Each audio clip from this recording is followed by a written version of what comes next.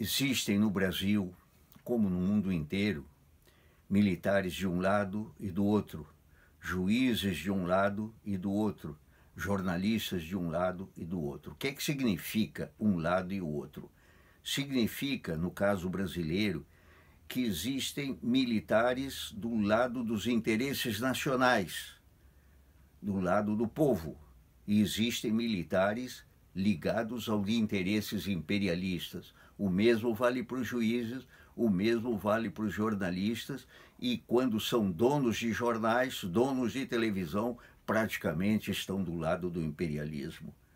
Pois bem, é bom relembrar que Getúlio, no segundo governo, convocou e contou com a colaboração do almirante Álvaro Alberto, que foi o organizador do Conselho Nacional de Pesquisas, assim como contou com a colaboração do brigadeiro Montenegro para montar o Instituto, o ITA, Instituto Tecnológico da Aeronáutica, que deu origem à nossa produção de aviões com a Embraer. Isso quer dizer, portanto, que nós temos sempre um lado e o outro. Quero relembrar também que durante a Segunda Guerra Mundial, um grande herói brasileiro da aviação, Moreira Lima, teve um papel importante na vitória brasileira contra os nazistas na Itália. Consequentemente, nós temos que pensar no que acontece hoje. Esses militares, o capitão e o general de pijama, que pretendem mudar o Brasil, nem sabem direito o que é o Brasil.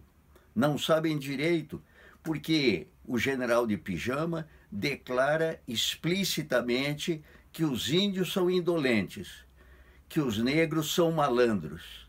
Então, do que se trata no Brasil? Das três raças tristes, como se falava antes de 30, o que era uma mentira, naturalmente. Pois bem, três raças tristes e o negro malandro e o índio indolente. Como é que esse general, que deveria conhecer a história do Brasil, explica que foram índios e holandeses que estiveram nas frentes de batalha, por exemplo, na Batalha de Guararapes, para expulsar os holandeses do Brasil? Foram verdadeiros heróis. E quando o Brasil se tornou independente, o grande herói brasileiro foi o índio, porque sertanejos da Bahia, sertanejos do Maranhão e Piauí expulsaram as tropas portuguesas que não aceitavam a independência proclamada por Dom Pedro I. Uma ideia racista de um general que deveria ter melhor conhecimento da história do Brasil. Mas, afinal de contas, o capitão não é pior quando ele diz que haitianos, senegaleses, sírios, bolivianos, venezuelanos, sem terras, são pessoas desqualificadas que não merecem estar no Brasil. Quer dizer, um racista da pior qualidade, este capitão, é que pretende dirigir o Brasil, assim como ele chama um outro general que se orgulha de ter participado da abertura de uma rodovia e que na época poderia derrubar quantas árvores quisesse, que ele quisesse, que os militares quisessem, e que por consequência hoje o Ministério Público e a FUNAI só servem para encher o saco. Usa uma expressão grosseira como esta. São esses militares que se comparam ao brigadeiro Montenegro, fundador do ITA e, consequentemente, que deu origem à Embraer, que se comparam ao almirante Álvaro Alberto. Quer dizer, esses militares que estão aí são militares linha dura, reacionários, pró-imperialistas e, consequentemente, não servem para dirigir o Brasil. O Brasil precisa de defesa dos interesses nacionais e não em venda da Embraer como eles pretendem. O Brasil precisa de tomar as mesmas medidas que tomou durante o governo Getúlio e que hoje estão incorporadas nas propostas que o Lula sempre defendeu.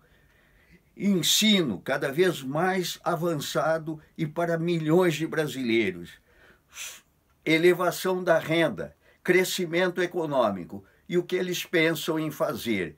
Um choque de gestão que eles dizem claramente, como o general Heleno, que teve qualidades, mas que hoje está provocando, digamos assim, está tomando posições reacionárias e que diz, para o ano de 2019, vamos apenas ter que fazer mudanças de gestão. E não explica por que o Brasil não pode crescer em 2019. Não, nós precisamos de nacionalistas, patriotas e anti-imperialistas, e não entreguistas.